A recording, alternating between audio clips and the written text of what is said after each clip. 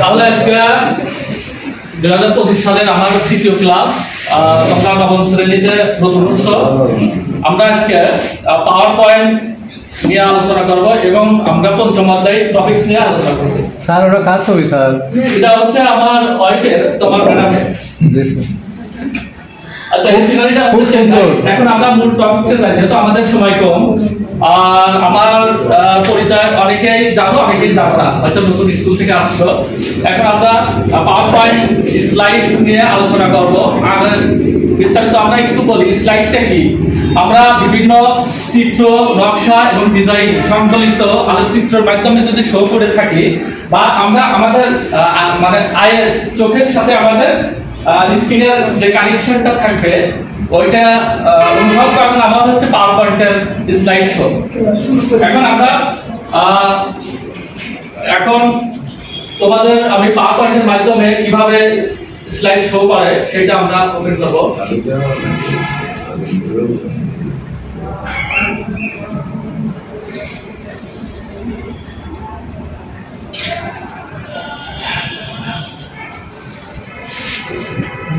শুরুতে তোমাদের এভাবে তোমরা সবাই আই কন্টাক্ট করবে ডিসপ্লের সাথে, আমি কথা কম বলবো।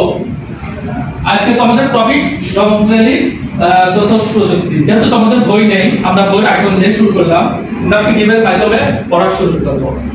এখন আমি নিজের পরিচয় দিব।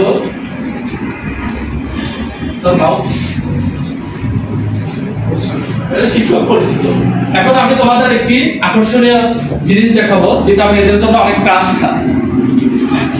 সেটা এখন তোমরা ডিসপ্লে থেকে পরিচয়টা জেনে নিবে।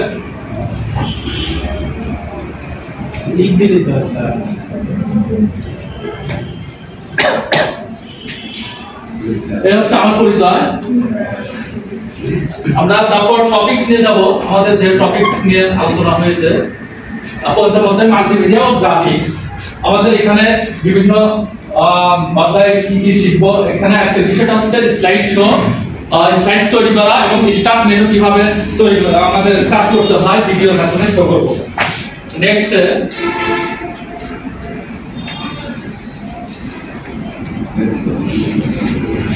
পাঠের শিরোনাম পাওয়ার পয়েন্ট প্রোগ্রাম খোলা এবং স্লাইড তৈরি করা।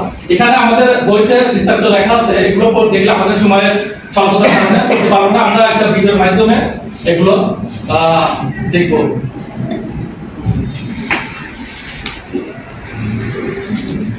নির্ধারিত শিখন ফল মাল্টিমিডিয়া প্রধান মাধ্যম জানতে পারবে, প্রেজেন্টেশন সফটওয়্যার ব্যবহার করে স্লাইড তৈরি করবে।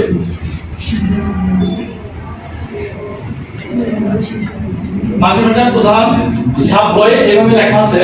আমরা স্মার্ট আর্টের মাধ্যমে তোমাদের এই ব্যাখ্যাগুলো একটু বুঝিয়ে দেব। আমাদের মূল পয়েন্ট হচ্ছে মাল্টিমিডিয়া। মাল্টিমিডিয়ার ধাপ আছে মোট 6টা। আমরা একটু করে ক্লিক করব। এখানে চিত্র, প্রথম ধাপ হচ্ছে চিত্র গ্রাফিক্স। আমরা চিত্র গ্রাফিক্স যেগুলো কাজ করার জন্য আমাদের কম্পিউটার প্রয়োজন। কম্পিউটার ছাড়া এটা কাজ করা সম্ভব না। নেক্সট ধাপ শব্দ অডিও। আমরা শব্দ যেগুলো অডিও এডিট এবং ভিডিও এডিট করতে বা যেগুলো সাউন্ড চেঞ্জ করার ক্ষেত্রে আমরা কম্পিউটার ব্যবহার করে থাকি। Next interactive computing. এটা মাইক্রোসফটের বিভিন্ন যে আমরা বর্ণ ব্যবহার করি, এটা ভিডিওর মাধ্যমে যে স্ক্রিন অক্ষরগুলো রেজোলিউশন আকারে শো করে, এটা হচ্ছে আমরা ইন্টারঅ্যাক্টিভ কম্পিউটিং। অ্যানিমেশন হচ্ছে একটা গ্রাফিক অংশ, বা এটা চলমান বা স্ক্রিন ঘুরতে থাকে। আমি নিজের পাশে ব্যবহার করে বিভিন্ন দিক নির্দেশনা দিতে পারি। ভিডিও আমরা কম্পিউটার মাধ্যমে বিভিন্ন এডিটিং করতে পারবো, বা এটা চলমান প্রক্রিয়া। টেক্সট বা বর্ণ আমরা অফিস আদালতে বিভিন্ন জায়গায় টেক্সট বা বর্ণ কম্পিউটার মাধ্যমে ব্যবহার করে প্রয়োগ করতে থাকি। নেক্সট আমাদের কিভাবে কম্পিউটার মাইক্রোসফট অফিস পাওয়ারপয়েন্ট সচল করবো, এটা বইয়ের মাধ্যমে আমরা প্রথম ধাপটা ক্লিক করলে এটা ঠিকানা মেথড আমরা প্রয়োগ করতে পারি। এখানে বিস্তারিত বইতে লেখা আছে, জাস্ট আমরা এগুলো আমরা ভিডিও দেখবো, এটা তোমরা নিজেরা বইতে পড়ে দেখে নিবে। এখানে সবকিছু লেখা আছে, আমরা এখন বাস্তব ভিডিওটা ফলো করবো, যেহেতু ভিডিও দেখলে আমাদের ধারণ ক্ষমতা বেশি থাকে এবং এটা এক অপরকে আমরা বলতে পারি। আমরা ভিডিওতে যাই, এখানে একটু ভিডিও আছে। প্রিয় শিক্ষার্থী, আমরা স্টার্ট মেনু থেকে কিভাবে পাওয়ারপয়েন্ট ওপেন করব তা আমরা স্ক্রিনের সাহায্যে দেখব। আমরা প্রথমত স্টার্ট মেনু স্ক্রিনের নিচে ফোন আইকন এখানে ক্লিক করব। ক্লিক করলে আমরা এই অপশনটি দেখতে পাবো।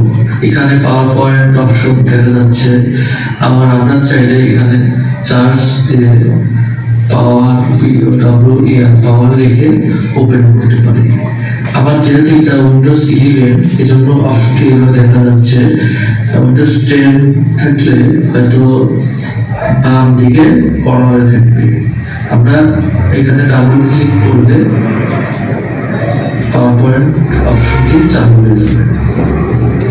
এভাবে আমরা পাওয়ারপয়েন্ট ওপেন আর নেক্সট আমরা স্লাইড কিভাবে তৈরি করব সেটা বলে লেখা আছে, সেটা ফলো করতে পারি। এখন আমরা একটা ভিডিও দিই, ভিডিওর মাধ্যমে কিভাবে স্লাইড। প্রিয় শিক্ষার্থী, আমরা ইতিপূর্বে কিভাবে পাওয়ারপয়েন্ট ওপেন করব সেটি শিখেছি। এখন আমরা নিউ স্লাইড নিব কিভাবে সেটা আমরা দেখব। আমরা দিলাম এখানে প্ল্যান পেজ স্লাইড ডিজাইন নিতে পারি, ডিজাইন কাজ করতে পারি। এভাবে আমরা করতে পারি। আর নেক্সট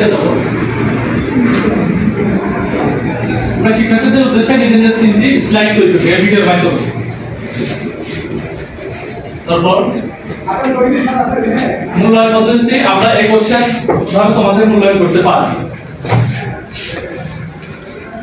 আমরা বাড়ি কাজ এগুলো আমরা ল্যাপটপ অথবা এক অপরের সাথে কম্পিউটার সহযোগিতা নিয়ে বাড়ি কাজগুলো করতে পারি, অথবা অবসর টাইমে ভিডিও কনফারেন্সের মাধ্যমে আমার সাথে শেয়ার করে আমরা এই বাড়ি কাজগুলো আমি তোমাদের সহযোগিতা করতে পারি।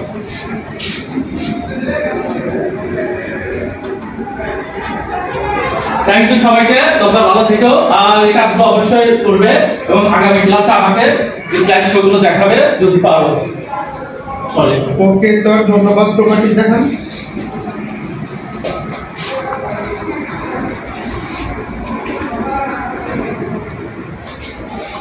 প্রপার্টিজ কি সবাই দেখতে হয়? যেগুলো আপনি সন্দেহ করবেন সেগুলো দেখবেন। সবাইকে দেখে অসুবিধা কি? সবাই তোমরা টিচার, সুন্দর করা কি উচিত হবে না? যেমন আমার একটা দেখবেন যে আমরা দুর্বল। একটু দেখি স্যার, কয় তারিখে?